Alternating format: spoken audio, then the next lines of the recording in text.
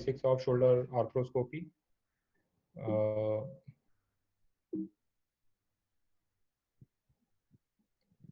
So this is the, as you must be knowing, that it is the second most common orthopedic procedure and the second to only knee arthroscopic meniscectomies. And in comparison to the open ones, it gives comprehensive view of the intra-articular pathology. And it is minimally invasive and has the potential for the rapid rehabilitation. So I will be covering my talk under these heads. To start with, the indications of shoulder arthroscopy. So all the students must be assisting their seniors for various indications. So common beings are the rotator cuff tear, labral tears, and the subacromial impingement. And the rare ones will be adhesive capsulitis, proximal biceps pathology, loose bodies, and the degenerative arthritis. So we will briefly cover the OT setup and the instruments. So everyone must have seen all the basic instruments that are available in all the hospitals. These are the special ones, especially designed for shoulder. These are shoulder pump, RF probe. These are the arthroscopic burrs and the shaver blades. So this is the arthroscopic probe. Wissinger rod, also known as switching stick, is a tissue liberator. Similar instrument is the rasp, the basket punch, the tissue grasper. This is the arthroscopic knot pusher, arthroscopic knot cutter, suture manipulator, and crochet hook. So any of these instruments may be shown to you in your exam, and you may need to identify those. So various sorts of cannulas are available. These are the fully threaded or the fully ribbed cannulas. These are the partially ribbed cannulas.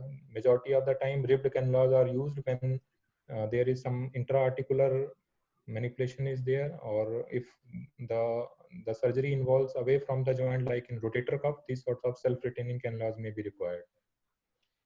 So various suture passing instruments may be required, like this is the Spectrum suture passing instrument, is available for left and right side of the shoulder joint. This is the suture leaders, where the oblong hole is there to lead the suture from the soft tissues. And these are the special suture passing instrument known as bird beak or arthropliers, especially if the rotator interval is short and is narrow in cases of arthroscopic Bankart repair, and you intend to do the procedure with single anterior portal. This is a very valuable instrument.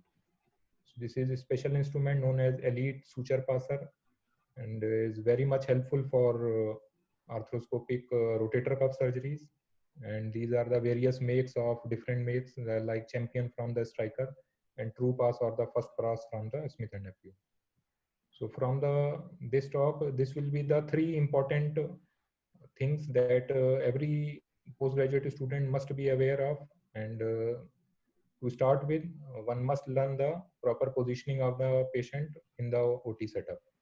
So two common positions that you must have seen are the modified lateral position and the beach chair position.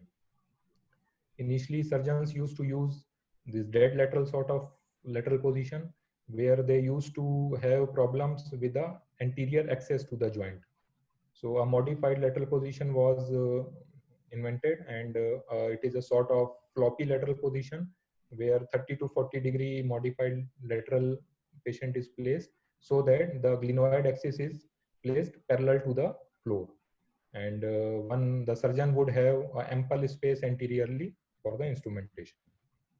So this is the OT setup for the modified lateral position, where the traction has been applied, and apart from traction, there is a little bit of forward flexion. Apart from traction, some sort of lateral sling traction may be applied to distend the joint, especially if the shoulder pump facility is not available. This is another position which is called beach chair position. The patient is seated in this position under anesthesia, and a bolster is placed in the scapular region, and one must ensure that the acromion is approximately parallel to the ground. So the operated limb may be held by the assistant, or special holding devices like McConnell, Spider, or Trimanos are available in various setups. So one must be aware of various advantages and disadvantages of each one of these positions, but it is a matter of is a matter of surgeon's preference and your learning in which hospital you are working.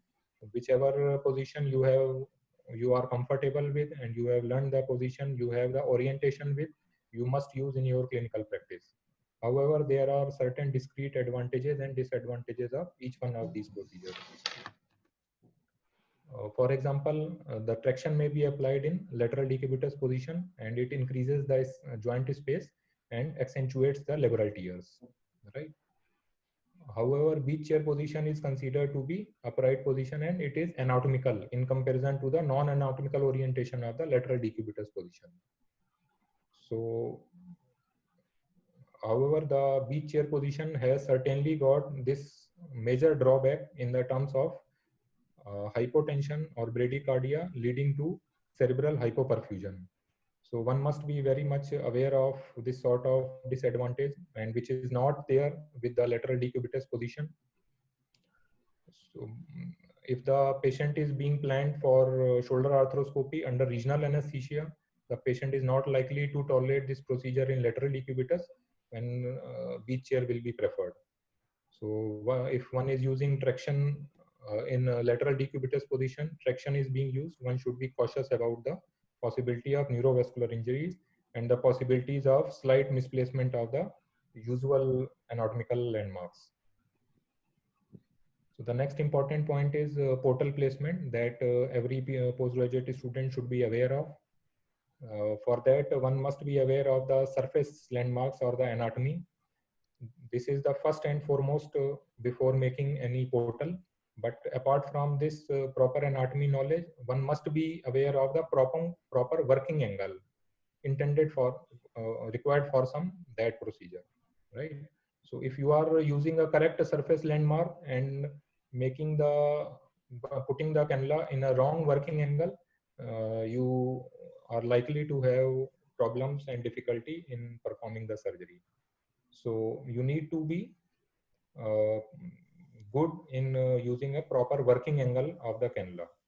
So one must use some sort of spinal needle or IV cannula needle for this placement. So these are the general anatomical consideration before making any portal. So as far as anterior part is concerned, one must remain lateral to the tip of coracoid process, because to avoid any sort of neurovascular injuries like brachial plexus and axillary artery is lying inferior-medial to that. Likewise, inferiorly, one must stay up and away from the 6 o'clock position. Likewise, for the medial side at the base of the scapular spine, one must be careful with the Neviaser portal into the joint. So the further few slides, we will use a common term that is known as rotator interval, and many a times postgraduate students are not aware of this term and they got confused while the talk is being given. So this is the anatomical when you are doing some dissection sort of thing in cadaver. So anatomically, the rotator interval is called when it is bounded superiorly by the anterior border of the supraspinatus, inferiorly by the superior border of the subscapularis muscle, and base is formed by the base of the coracoid process medially. However, if you see arthroscopic images, majority of the time for practical purposes, superiorly you can see a long head of biceps, and inferiorly you see the upper border of the subscapularis muscle, and base is formed by the anterior glenoid margin during the arthroscopy. So the star is showing the place of arthroscopic rotator interval. These are the various portals, and postgraduate students should not get confused with so many portals. They should rather focus on workhorse portals that are: number one, this is the posterior portal, these are the anterior portals, and these are the lateral portals. And the location of the lateral portal majority of the time is determined by the intended procedure. There are few unusual portals like this. This is the Neviaser portal, and like this is a portal of Wilmington. But they should not be confused with so many portals, and they rather should focus on workhorse portals. So this is the superior view of how the shoulder looks during the arthroscopy part. This is the acromion, and this is the clavicle, and this is the coracoid portion. This is the workhorse portal posteriorly. These are the lateral ones, and these are the anterior ones. So how are you? This is the most important portal in shoulder arthroscopy because the scope is inserted through this portal, and viewing portal is this only. So it is very important you place this portal at a correct location, which is the 2 to 3 centimeter inferior and 1 to 2 centimeter medial to the posterolateral corner of the acromion, and it passes through the belly of the infraspinatus majority of the time, right? So one must be aware of the structures like a posterior humeral circumflex artery and the axillary nerve, which lies 7 to 8 centimeter inferior to the posterior border of the acromion. So while placing the skin incision is placed at the area which is described here, and blunt tip Visinga rod is placed inside in the direction of ipsilateral coracoid process. So a PG student will majority of the time falter or will be scared of progressing ahead. So it is a common learning that can be told just now, that if the PG student is pointing the tip of the Visinga rod to some bony structure, uh, he can ask his assistant to rotate the arm internally and externally. If the tip of the Visinga rod is palpating the rotations, then probably the tip is there on the humeral head side. And if it is not palpating any movement, then it is probably on the glenoid side. And the likely point of entry inside the capsule will be somewhere in between that. So likewise, the anterior portal, they are located 1 to 2 centimeter infero-medial to the anterolateral acromion border, and in just in front of the laterally over the coracoid process. One must not go beneath it or medial to it, because the musculocutaneous nerve is located 3 centimeter inferior and just medial to the tip of the coracoid process. So there are two methods of making anterior portal. One is outside in technique and other is inside out technique. So this is the most preferred technique, which is known as outside in technique. A spinal needle is introduced at the intended entry point, and its trajectory inside the joint is seen, and it must enter inside the joint just above the upper border of the subscapularis muscle, and a beautiful rotator interval is depicted here. But, few surgeons are there who prefer inside out technique, where the camera is the scope is advanced to the intended anterior portal, and the scope is withdrawn, and the Visinga rod is advanced through this sleeve, and here the established portal is secured by cannula, and the Visinga rod may be switched with the scope to look for. Majority of the surgeon prefer outside in technique because it is more reliable and safe. So a lateral portal, one must be aware of the lateral orientation line. This is the clavicle, this is the scapula, and this is the acromioclavicular joint line. So at the posterior border of the acromioclavicular joint line, if we draw a tangential towards the lateral side, this is known as lateral orientation line. And the lateral portion, lateral portal majority of the time will lie somewhere in this, and 2 to 3 centimeter distal to the lateral border of the acromion, this is made. At times we may need to convert the arthroscopic procedure into mini open one. So the same incision may be utilized for the same. Axillary nerve is located 5 centimeter beyond the acromion, so one must be very careful about it. So now the important another thing is the things to be seen in the diagnostic round of the shoulder, and all the PG should pay special attention to this, because unless they know all the structures, they are likely to miss some arthroscopic finding, which may hamper the result later on. So a diagnostic round is based on the two circle approach based on the Southern California Orthopedic Institute, and first circle is comprised of glenoid aspect, and the other circle is comprised of humeral aspect. So glenoid aspect of the joint is examined using the first 9 positions, and the humeral aspect of the joint is examined from the position number 10 to 13. 14 is reserved for subacromial space. So I am attaching figures, representative figures from the each position, and postgraduate students must pay attention to this. The position number 1 is meant for superior labrum and the biceps attachment for to see any tear instability or the slap lesion. This is the superior labrum. This is the glenoid. You can see a cannula inside the joint through the anterior portal. And this is a long head of biceps attaching here.